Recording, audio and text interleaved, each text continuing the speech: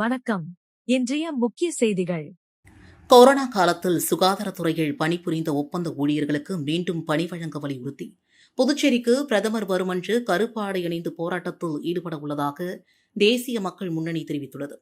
Corona காலத்தில் புதுச்சேரி சுகாதாரத்துறையின் மூலமாக ஒப்பந்த அடிப்படையில் தேர்வு செய்யப்பட்டு பணி நீக்கம் செய்யப்பட்ட ஊழியர்கள் தேசிய மக்கள் முன்னணி தலைவர் சுவாமிநாதனை சந்தித்தனர்.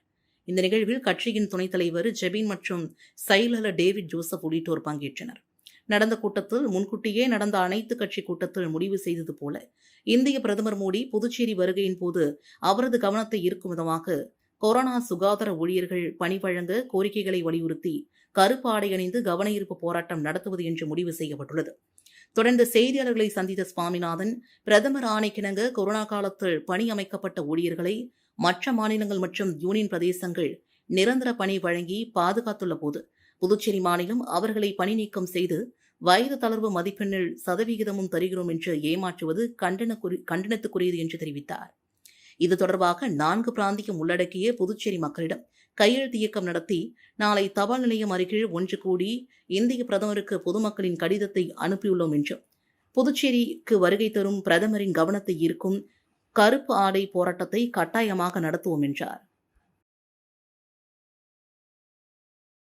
வீராம்பட்டினம் தேரோடும் விதிக்கு ரூபாய் 1.42 கோடி செலவில் புதைவட மின்கம்பிகள் அமைக்கும் பணியினை தொகுதியின் சட்டமன்ற உறுப்பினர் பாஸ்கர் என்கின்ற தக்ஷாமூர்த்தி பூமி பூஜை செய்து தொடங்கி வைத்தார்.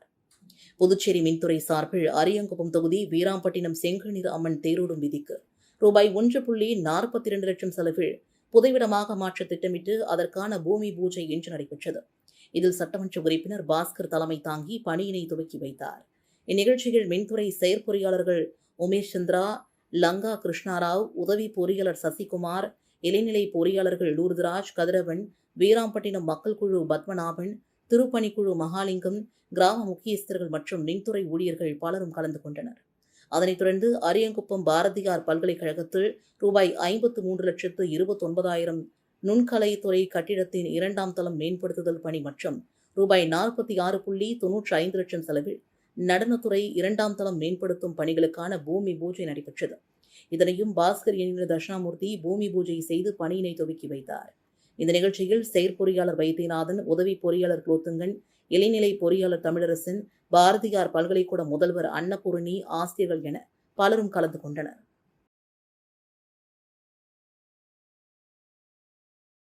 புதுச்சேரியில் விபத்து காரணமாக நிறுத்தப்பட்ட சுற்றுலா படகு போக்குவரத்து உரிமையாளர்கள் போராட்டத்திற்கு பின்பு மீண்டும் இயங்க துவங்கியது.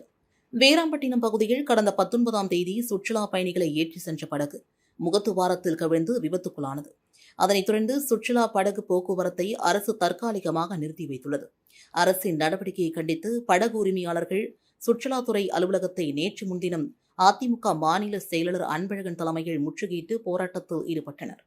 பின் முதல்வர் ரங்கசாமி மற்றும் துறை அமைச்சர் லட்சுமி நாராயணனை சந்தித்து சுற்றுலா படகுகளை மீண்டும் இயக்க நடவடிக்கை எடுக்க வேண்டும் என்று தொடர்ந்து கோரிக்கை வைத்தனர்.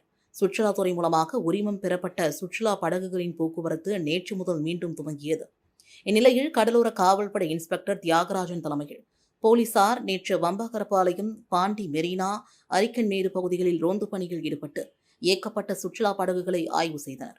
அதில் சுற்றுலா படகுகளின் உரிமம் மற்றும் முக்கிய ஆவணங்களை சோதனை செய்தனர்.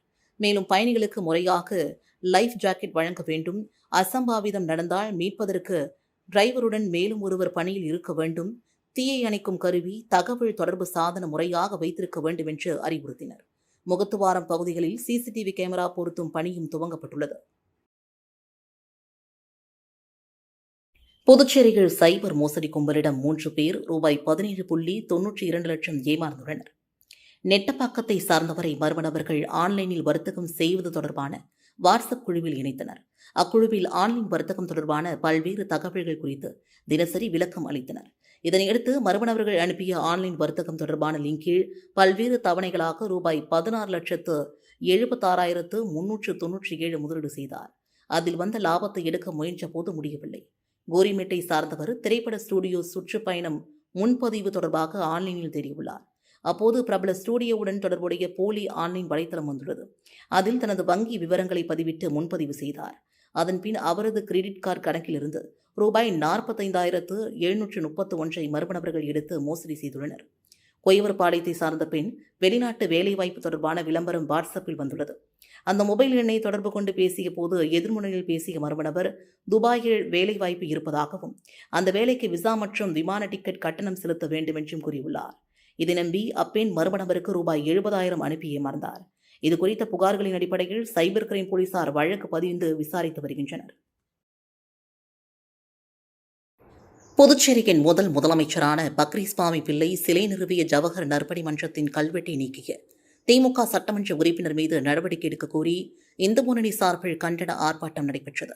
புதுச்சேரி மாநிலத்தின் முதலமைச்சரும் காரைக்காலின் முன்னாள் மேயருமான செவாலியர் பக்ரிஸ்வாமி கடந்த 1956ஆம் ஆண்டு உயிரிழந்தார்.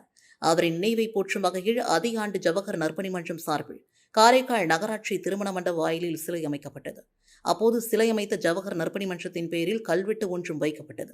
தற்போது காரைக்கால் தெற்கு சட்டமன்ற தொகுதியின் திமுக சட்டமன்ற உறுப்பினராக உள்ள AMHM நாஜிம் தனது சட்டமன்ற உறுப்பினர் மேம்பாட்டு நிதியிலிருந்து செவாலியர் பக்ரிஸ்வாமி பிள்ளையின் சிலை அருகே பூங்கா அமைத்து தருவதாக கூறி சிலையை சுற்றி ஒரு சில வேலைப்பாடுகள் செய்துவிட்டு ஏற்கனவே வைக்கப்பட்டிருந்த கல்வெட்டை எடுத்துவிட்டு தனது பெயரில் கல்வெட்டு வைத்துள்ளதாக குற்றச்சாட்டு எழுந்துள்ளது. தற்போது தேர்தல் நெருங்குவதால் சோழிய வெள்ளாளர்களின் வாக்குக்காக இதனை திமுக சட்டமன்ற உறுப்பினர் நாஜிம் செய்திருப்பதாகவும் உடனடியாக சிலையை நிறுவிய ஜவஹர் நற்பணி மன்றத்தின் கல்வெட்டை அங்கு வைக்க வேண்டும் என்றும் வலியுறுத்தி காரைக்கால் மாவட்ட இந்து முன்னணி சார்பில் மாவட்ட தலைவர் ராஜ்குமார் தலைமையில் காரைக்கால் புதிய பேருந்து நிலையம் அருகே கண்டன ஆர்ப்பாட்டம் நடைபெற்றது. இந்த கண்டன ஆர்ப்பாட்டத்தில் திரளான இந்து முன்னணியினர் கலந்து கொண்டனர். அப்போது திமுக சட்டமன்ற உறுப்பினர் நாஜிமை கண்டித்து கண்டன முழக்கங்களை எழுப்பி ஆர்ப்பாட்டத்தில் ஈடுபட்டனர். காரைக்காலில் பக்ரிஸ்வாமி பிள்ளை சிலை நிறுவிய ஜவஹர் நற்பணி மன்றத்தின் பெயரை கல்வெட்டை நீக்கிய திமுக சட்டமன்ற உறுப்பினர் மீது நடவடிக்கை எடுக்க கோரி பாஜக சார்பில் மாவட்ட ஆட்சியரிடம் மனு அளிக்கப்பட்டது. காரைக்காலில் முன்னாள் மேயர் செவாலியர் பக்ரிஸ்வாமி பிள்ளைக்கு 1956ஆம் ஆண்டு ஜவஹர் நற்பணி மன்றம் சார்பில் காரைக்கால் நகராட்சி திருமண மண்டப வாயிலில் சிலை அமைக்கப்பட்டது. அப்போது சிலை அமைத்த ஜவஹர் நற்பணி மன்றத்தின் பெயரில் கல்வெட்டு ஒன்றும் வைக்கப்பட்டது. தற்போது காரைக்கால் தெற்கு சட்டமன்ற தொகுதியின் திமுக சட்டமன்ற உறுப்பினராக உள்ள நாஜிம் தனது சட்டமன்ற உறுப்பினர் மேம்பாட்டு நிதியிலிருந்து செவாலியர் பக்ரிஸ்வாமி பிள்ளையின் சிலை அருகே பூங்கா அமைத்து தருவதாக கூறி சிலையை சுற்றி ஒரு சில வேலைப்பாடுகள் செய்துவிட்டு ஏற்கனவே வைக்கப்பட்டிருந்த கல்வெட்டை எடுத்துவிட்டு தனது பெயரில் கல்வெட்டு வைத்துள்ளதாக குற்றச்சாட்டு எழுந்துள்ளது. தற்போது தேர்தல் நெருங்குவதால் சோழிய வெள்ளாளர்களின் வாக்குக்காக இதனை திமுக சட்டமன்ற உறுப்பினர் நாஜிம் செய்திருப்பதாகவும் உடனடியாக சிலையை நிறுவிய ஜவஹர் நற்பணி மன்றத்தின் கல்வெட்டை அங்கு வைக்க வேண்டும் என்றும் வலியுறுத்தி பாஜக சார்பில் மாநில செயலாளர் துறை சேனாதிபதி மாவட்ட ஆட்சியரை சந்தித்து மனு அளித்துள்ளார். சப் இன்ஸ்பெக்டர் பணிக்கான சான்றிதழ் சரிபார்ப்பு பணி வருகின்ற 4ஆம் தேதி நடைபெறுகிறது. புதுச்சேரி காவல்துறையில் காலியாக உள்ள 70 சப் இன்ஸ்பெக்டர் பணியிடங்களுக்கான எழுத்துத் தேர்வு கடந்த 22ஆம் தேதி நடைபெற்றது. இதற்கான தேர்வு முடிவுகள் நேற்று அதிகாலை வெளியிடப்பட்டது. இதனைத் தொடர்ந்து தேர்வானவர்களுக்கு சான்றிதழ் சரிபார்க்கும் பணி விரைவில் அறிவிக்கப்படும் என்று தெரிவிக்கப்பட்டது. இந்நிலையில் நேற்றிரவு வெளியான மற்றொரு அறிவிப்பில் சப் இன்ஸ்பெக்டர் பணியிடங்களுக்கு தற்காலிகமாக தேர்வு செய்யப்பட்டவர்களுக்கான சான்றிதழ் சரிபார்ப்பு கோரிமேடு போலீஸ் பயிற்சி பள்ளி ஆலோசனைக் கூட்டத்தில் வருகின்ற 4ஆம் தேதி காலை 8:30 மணி முதல் நடைபெறுகிறது. தேர்வானவர்கள் தங்களின் பிறப்பு, கல்வி, குடியிருப்பு, சாதி மற்றும் வருமான சான்றிதழ்கள் அசலை எடுத்து வர வேண்டும். மேலும் விவரங்களுக்கு இணையதளத்தில் பார்வையிட்டு தெரிந்து கொள்ளலாம் என்று குறிப்பிடப்பட்டுள்ளது. இலவச HPV தடுப்பூசி திட்டத்தின் கீழ் புதுச்சேரியின் 4 பிராந்தியங்களில் 14,000 பள்ளி மாணவிகளுக்கு மார்ச் 8 முதல் தடுப்பூசி போடப்படும் என்று புதுச்சேரி சுகாதாரத்துறை இயக்குநர் செவ்வேல் தெரிவித்துள்ளார். இது தொடர்பாக செய்தியாளர்களிடம் பேசிய அவர், இந்தியாவில் பெண்களுக்கு ஏற்படும் புற்றுநோய்கள் கர்ப்பவாய் புற்றுநோய் 2வது இடத்தில் உள்ளது. 99.7% கர்ப்பப்பை வாய் புற்றுநோய் மனித பாப்பிலோமா வைரஸான HPV வைரஸ் ஏற்படுகிறது. இந்த புற்றுநோயை HPV தடுப்பூசி மூலமாக முழுமையாக தடுக்கலாம். இந்த இலவச தடுப்பூசி திட்டத்தை பிரதமர் மோடி வருகின்ற பிப்ரவரி 28ஆம் தேதி ராஜஸ்தான் மாநிலம் அஜ்மீரில் துவக்கி வைக்க உள்ளார். இந்த திட்டத்தின் கீழ் 14 முதல் 15 வயதுக்குட்பட்ட சிறுமிகளுக்கு இலவசமாக HPV தடுப்பூசி செலுத்தப்படும். இந்த தடுப்பூசி ரூபாய் 4,000 விலை உள்ளது. தனியாரிடம் கிடைப்பது மிக குறைவு, அதாவது 1% தான் கிடைக்கும். மத்திய அரசு இந்த தடுப்பூசியை தகுதியுள்ள அனைவருக்கும் இலவசமாக தர உள்ளது. புதுச்சேரி, காரைக்கால், மாஹி, ஏனாமில் அரசு தனியார் பள்ளிகளில் படிக்கும் 14,000 சிறுமிகளுக்கு ஆரம்ப சுகாதார நிலையங்கள் மூலமாக இந்த தடுப்பூசி போடப்படும். வரும் மார்ச் 8ஆம் தேதி முதல் 3 மாதத்திற்கு தினம்தோறும் வேலை நாட்களில் காலை 9 மணி முதல் மதியம் 1 மணி வரை மாணவிகளுக்கு தடுப்பூசி செலுத்தப்படும். அதன் பிறகு தடுப்பூசி திட்டங்களில் வியாழக்கிழமைகளில் வாரம் ஒரு நாள் போடப்படும். பெற்றோரின் முழு ஒப்புதல் பெற்ற பிறகே சிறுமிகளுக்கு தடுப்பூசி போடப்படும். இதில் பக்க விளைவு இல்லை, பாதுகாப்பானது. புதுச்சேரியில் தற்போது வைரஸ் காய்ச்சல் தான் உள்ளது, பறவை காய்ச்சல் அறிகுறி இல்லை என்றார். புதுச்சேரி முழுவதும் ரவுடிகள், குற்ற பின்னணி கொண்டவர்களின் வீடுகளில் போலீசார் நடத்திய திடீர் சோதனைகள். பயங்கர ஆயுதங்கள், கஞ்சா வைத்திருந்த 7 பேரை கைது செய்தனர். புதுச்சேரியில் நாளுக்கு நாள் பெருகி வரும் ரவுடிகளின் அட்டகாசத்தை ஒடுக்க காவல்துறை தீவிர நடவடிக்கை எடுத்து வருகிறது. இதன் ஒரு பகுதியாக ஆபரேஷன் திரிசூல் என்ற பெயரில் ரவுடிகளின் வீடுகளில் திடீர் சோதனை மேற்கொண்டு வருகின்றனர். அப்போது ரவுடிகள் தங்கள் வீடுகளில் ஆயுதங்கள் பதுக்கி வைத்திருக்கிறார்களா, சதித்திட்டம் எதிலாவது ஈடுபட்டிருக்கிறார்களா என ஆய்வு நடத்தி வருகிறார்கள். இந்நிலையில் சட்டமன்ற தேர்தல் தேதி விரைவில் அறிவிக்கப்பட உள்ள நிலையில் பாதுகாப்பு முன்னெச்சரிக்கை நடவடிக்கையாக புதுச்சேரி முழுவதும் ரவுடிகள் மற்றும் கஞ்சா விற்பனை செய்பவர்கள் வசிக்கும் பகுதி மற்றும் வீடுகளில் போலீசார் அதிரடி சோதனை மேற்கொண்டனர். முதுநிலை காவல் கண்காணிப்பாளர் கலைவாணன் உத்தரவின்படி நடைபெற்ற இந்த ஆபரேஷன் திரிசூலில் அந்தந்த பகுதி காவல் கண்காணிப்பாளர்கள் தலைமையில் ஆய்வாளர்கள், உதவி ஆய்வாளர்கள் மற்றும் கமாண்டோ பிரிவினர் அதிரடி சோதனையில் ஈடுபட்டனர். சோதனையின் போது அவர்கள் ஊருக்குள் நுழைய தடை செய்யப்பட்டவர்கள் யாரேனும் வீட்டில் இருக்கிறார்களா, பயங்கர ஆயுதங்கள், வெடிகுண்டு, கஞ்சா உள்ளிட்ட போதை வஸ்துக்கள் ஏதேனும் பதுக்கி வைக்கப்பட்டுள்ளதா என்பது குறித்து விசாரணை நடத்தினர். அப்போது அவர்கள் குடும்பத்தாரிடமும் ரவுடிகள் மற்றும் கஞ்சா விற்பனை செய்பவர்கள் ஏதேனும் குற்ற சம்பவத்தில் ஈடுபட முயற்சி எடுப்பதை அறிந்தால் உடனடியாக காவல்துறைக்கு தகவல் அளிக்கும்படி போலீசார் அறிவுறுத்தினர். புதுச்சேரி முழுவதும் நடந்த இந்த சோதனையின் போது சந்தேகத்தின் அடிப்படையில் 75 பேரை போலீசார் கைது செய்து காவல் நிலையம் அழைத்து சென்று விசாரணை செய்து வருகின்றனர். மேலும் இந்த சோதனையின் போது வீட்டில் வீச்சரிவால் உள்ளிட்ட பயங்கர ஆயுதங்களை வைத்திருந்ததாக 7 பேரும், கஞ்சா வைத்திருந்த வழக்கில் 2 பேரையும் போலீசார் சிறையில் அடைக்க உள்ளனர். பணி நிரந்தரம் செய்யக்கோரி போராட்டத்தில் ஈடுபட்டு வந்த ஒப்பந்த ஆசிரியர்களின் போராட்டம் தற்காலிகமாக ஒத்திவைக்கப்பட்டுள்ளது. புதுச்சேரி பள்ளிக் கல்வித்துறையில் பணியாற்றும் 292 ஒப்பந்த ஆசிரியர்கள் பணி நிரந்தரம் செய்யக்கோரி கடந்த 21ஆம் தேதி முதல் கல்வித்துறை வளாகத்தில் காத்திருப்பு போராட்டத்தில் ஈடுபட்டு வந்தனர். இந்நிலையில் முதல்வர் ரங்கசாமி போராட்டத்தில் ஈடுபட்ட ஆசிரியர்களை நேற்று முன்தினம் அழைத்து பேச்சுவார்த்தை நடத்தினார். அதில் ஒப்பந்த ஆசிரியர்களுக்கான பணிக்காலம் ஓராண்டிற்கு நீடிப்பு செய்யப்பட்டுள்ளது. ஆசிரியர் மற்றும் பால சேவிகாக்கள் பதவிகளுக்கான நேரடி நியமனம் தற்காலிகமாக நிறுத்தி வைக்கப்படும். விரைவில் பணி நிரந்தரம் செய்ய நடவடிக்கை எடுக்கப்படும் என்று உறுதியளிக்கப்பட்டது.